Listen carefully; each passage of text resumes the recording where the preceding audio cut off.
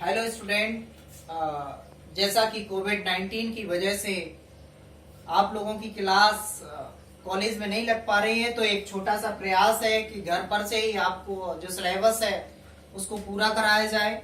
और आज उसी जहां से आपका सिलेबस जहां से चल रहा था उसी के आगे से हम स्टार्ट करते हैं कि जैसा कि हमने 5वीं यूनिट पढ़ रहे थे, 5th यूनिट, जिसमें टॉपिक था भारतीय स्वतंत्रता आंदोलन। और भारतीय स्वतंत्रता आंदोलन जो कि कांग्रेस के बैनर तले चल रहा था, कांग्रेस के बैनर तले 3 चरणों में यह आंदोलन चल रहा था। तो पहला चरण जैसा कि हमने देखा था कि उदारवादी युग मतलब मॉडरेट फेस, और एक्सट्रीमेट फेस मतलब उग्रवादी युग, और गांधीवादी युग। तो उदारवादी युग हम लगभग पूरा पढ़ चुके थे, जिसमें हमने बंगाल विभाजन तक 1905 तक चला, 1885 से 1905 तक चला, और सेकेंड फेज 1905 से लेकर 1919 तक चला। तो इसी फेज को हम पढ़ रहे थे, जिसमें हमने सूरत अधिवेशन के बारे में पढ़ा, बंगाल विभाजन के बारे में पढ़ा, मुस्लिम लीग के बारे में पढ़ा, कामा माटागारू प्रकरण भी पढ़ा। और उसी को आगे आज का हमारा टॉपिक महत्वपूर्ण लखनऊ समझौता 1916 या लखनऊ अधिवेशन। तो लखनऊ अधिवेशन इसका आज का टॉपिक 1916, जिसमें हम देखेंगे कि कांग्रेस और मुस्लिम लीग का समझौता हुआ। कांग्रेस के बारे में विधिवत हमने आपको पढ़ाया था, कैसे इसकी स्थापना हुई, कांग्रेस का मतलब क्या होता है। मुस्लिम लीग की भी स्थापना के बारे में बताया था कि कैसे विलियम आर्चबोल्ट के सुझाव से एक डेलीगेशन भेजा गया था आगा खां के द्वारा शिमला में, और वहां पे मुस्लिम लीग की स्थापना हुई। तो मुस्लिम लीग और कांग्रेस दोनों अलग अलग उद्देश्यों के साथ आगे बढ़ रहे थे, लेकिन 1916 पहला ऐसा वर्ष आया जहां पर कांग्रेस और मुस्लिम लीग दोनों एक साथ आए और समान रूप से अपनी मांगों को सरकार के समक्ष प्रस्तुत किया, ब्रिटिश सरकार के समक्ष। क्या कारण रहे कि कांग्रेस और मुस्लिम लीग का समझौता हुआ? कांग्रेस और मुस्लिम लीग के समझौते में सबसे बड़ा कारण था 1912 मतलब 1912-13 का बाल्कन वॉर। इसको बाल्कन का मतलब होता है ये 6 देशों का एक समूह है। तो बाल्कन युद्ध में क्या किया कि ब्रिटेन ने तुर्की की सहायता करने से इनकार कर दिया। ब्रिटेन ने क्या किया? टर्की की सहायता करने से इनकार कर दिया। टर्की से इस लखनऊ समझौते का क्या लेना देना है? आप लोगों को ज्ञात है कि तुर्की में मुस्लिम संप्रदाय के हेड, जिसे खलीफा कहा जाता था, और खलीफा के बारे में भी हमने विस्तृत चर्चा की थी जब हम सेकंड पढ़ रहे थे, अपना मिडवल पीरियड पढ़ रहे थे। उस समय हमने बताया था कि खलीफा का पद क्या हुआ करता था, और जो खलीफा हुआ करता था वो कहां बैठा करता था? तुर्की में। खलीफा कहां बैठा करता था? तुर्की में। तो तुर्की के युद्ध में ब्रिटेन ने सहायता करने से मना कर दिया, इसलिए भारतीय मुसलमान ब्रिटिशर्स से या अंग्रेजों से थोड़ा सा नाराज हो गए। और जब ब्रिटिश से नाराज होंगे तो ब्रिटिश सरकार के खिलाफ भारत में कौन आंदोलन चला रहा है? कांग्रेस। तो कांग्रेस के नजदीक आए। फलस्वरूप क्या हुआ? 1916 में कांग्रेस और मुस्लिम लीग का समझौता हुआ। इसका एक और कारण था, इसका कारण था बंगाल विभाजन का रद्द करना। अब ये बंगाल विभाजन जो कि 1905 में हुआ था, किस आधार पे हुआ था?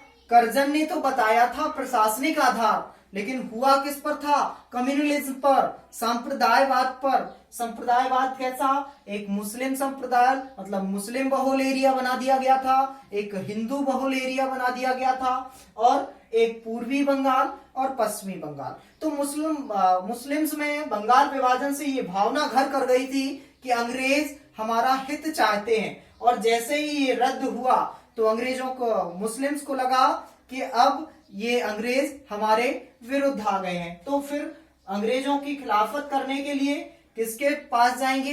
कांग्रेस के पास। तो ये भी एक महत्वपूर्ण कारण था। अगला कारण था मुस्लिम लीग में राष्ट्रीय चेतना का जागृत होना।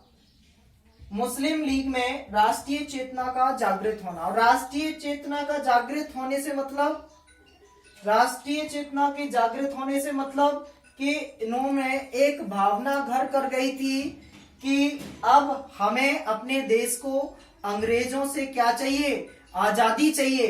तो कुछ पढ़े लिखे मुस्लिम्स भी इस भावना की वजह से क्या हुआ, कांग्रेस के समर्थन में आ गए। इसका अगला और महत्वपूर्ण कारण क्या था? अलीगढ़ विश्वविद्यालय की स्थापना में अंग्रेजों द्वारा सहायता से इनकार करना। अलीगढ़ मुस्लिम यूनिवर्सिटी की स्थापना और इसका संचालन करने में अंग्रेजों ने वादा किया था कि हम आपकी सहायता करेंगे, लेकिन फिर बाद में सहायता करने से क्या कर दिया, इनकार कर दिया। सहायता करने से क्या कर दिया, इनकार कर दिया। तो इससे जो शिक्षित मुस्लिम्स थे वो भी क्या हो गए, विश्वविद्यालय की स्थापना में अंग्रेजों द्वारा सहायता से इनकार करने से क्या हुआ, मुस्लिमों में ये भावना जागृत हो गई कि अब फिर से ये हमारे समर्थन में नहीं है। तो क्या हुआ, इससे शिक्षित वर्ग, जो शिक्षित मुस्लिम थे वो भी थोड़ा सा नाराज हो गए।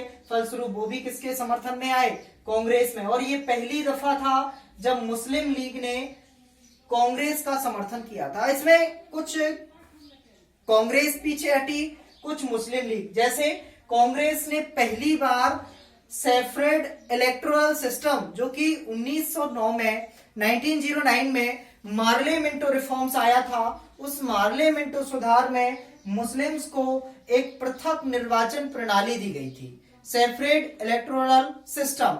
इस सिस्टम में हमने बताया था कि किसी क्षेत्र में वोट करने का अधिकार, इलेक्शन लड़ने का अधिकार केवल और केवल मुस्लिम्स का हुआ करता था। इस सिस्टम को कहते थे हम सेफरेट इलेक्टोरल सिस्टम।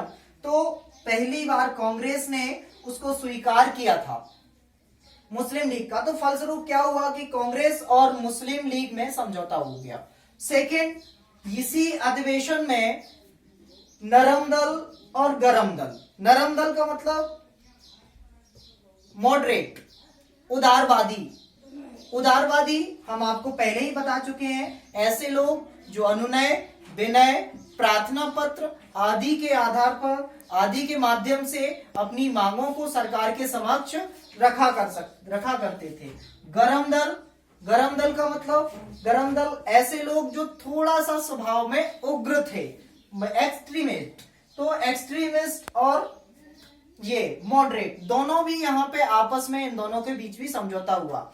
हमने आपको बताया था कि 1907 में सूरत अधिवेशन हुआ था, और सूरत अधिवेशन में क्या किया कि नरम दल वालों ने गरम दल वालों को कांग्रेस से बाहर कर दिया था। किस आधार पर? दोनों में काफी विवाद चला था। इस पर विस्तार से चर्चा हुई थी कि किस तरीके से उस अधिवेशन में जूतम पैजार हुई, और एक जूता आके फिरोज शाह मेहता के कंधे पर पब्लिक से लगा। ये हम पिछले लेक्चर में आप लोगों को बता चुके हैं। तो इधर गरम दल वालों को वापस नरम दल वालों ने कांग्रेस में शामिल कर लिया। तो इसके अध्यक्ष कौन है? अंबिका चरण मजूमदार इस अधिवेशन के। ये भी कौन है? एक मॉडरेट। ये भी कौन है? मॉडरेट, उदारवादी हैं। तो उदारवादियों ने वापस उग्रवादियों को कांग्रेस में शामिल किया, और इसके पीछे बहुत सारे कारण थे, क्योंकि पुराने विवाद अब अर्थहीन और अप्रासंगिक हो गए थे। इसका मतलब क्या है कि कांग्रेस में 1905 के बाद लगातार विवाद चला आ रहा था। और विवाद किस बात का था? विवाद अपने तरीके से आंदोलन को चलाने का, संचालित करने का। ये थोड़ा सा उग्रता पूर्वक आंदोलन को चलाना चाहते थे, और वो अंग्रेजों की सहायता के माध्यम से, मॉडरेट अंग्रेजों के तरीके से अपने आंदोलन को चलाना चाहते थे। तो क्योंकि अब आंदोलन चल ही नहीं रहा था, अधिकांश उग्रवादी नेता जेल में थे, उदारवादी जो नेता थे उनकी ज्यादातर मृत्यु हो चुकी थी, तो ये आंदोलन लगभग मृतप्राय ही था, स्वतंत्रता आंदोलन। तो कांग्रेस का आपस में विवाद का कोई भी औचित्य नहीं बचा था, कोई भी कारण नहीं बचा था। तो इन्होंने सोचा कि क्यों ना हम दोनों साथ में आके एक साथ अंग्रेजों का सामना करें। इसका दूसरा कारण था, कुछ उदारवादी नेता थे जो उग्रवादियों को बिल्कुल पसंद नहीं करते थे। उनमें से एक थे फिरोज शाह मेहता और गोपाल कृष्ण गोखले। इनको आप जानते होंगे। गोपाल कृष्ण गोखले ये महात्मा गांधी के राजनीतिक गुरु माने जाते हैं। गोपाल कृष्ण गोखले, तो गोपाल कृष्ण गोखले और फिरोज शाह मेहता जो कि मॉडरेट थे, उदारवादी थे, और ये दोनों भी किसको पसंद नहीं करते थे? एक्सट्रीमिस्ट को नहीं पसंद करते थे, उदार उग्रवादियों को पसंद नहीं करते थे। तो इनकी मृत्यु हो गई और इनकी मृत्यु से नरम दल वाले भी पीछे हटे और गरम दल वाले भी थोड़ा सा पीछे हटे। तो दोनों ने आपस में समझौता किया। आप और स्वशासन की भावना का जागृत होना, होम रूल, स्वशासन। तो स्वशासन के बारे में हमने विस्तृत चर्चा की है। तो स्वशासन की भावना आ गई थी कि अब हमें अपना शासन चाहिए, हम अंग्रेजों के माध्यम से शासित नहीं करेंगे। तो ये भावना भी घर कर गई थी, इसलिए दोनों ने आपस में समझौता करना स्वीकार किया, नरम दल और गरम दल के माध्यम से। एक और बड़ा कारण था कि आपको बताया था कि बाल गंगाधर तिलक को 1908 में 6 साल की जेल हो गई थी। 1914 में जब बाल गंगाधर तिलक वापस जेल से आते हैं तो लगभग देखते हैं कि जो भारतीय स्वतंत्रता आंदोलन चल रहा था वह आंदोलन लगभग शून्य था। तो बाल गंगाधर तिलक ने और एनी बेसेंट, एक बहुत बड़ा नाम, एनी बेसेंट, दोनों के बारे में आप जानते हैं। दोनों के प्रयासों से ये नरम दल, गरम दल, कांग्रेस और मुस्लिम लीग आपस में आए। अब इसके क्या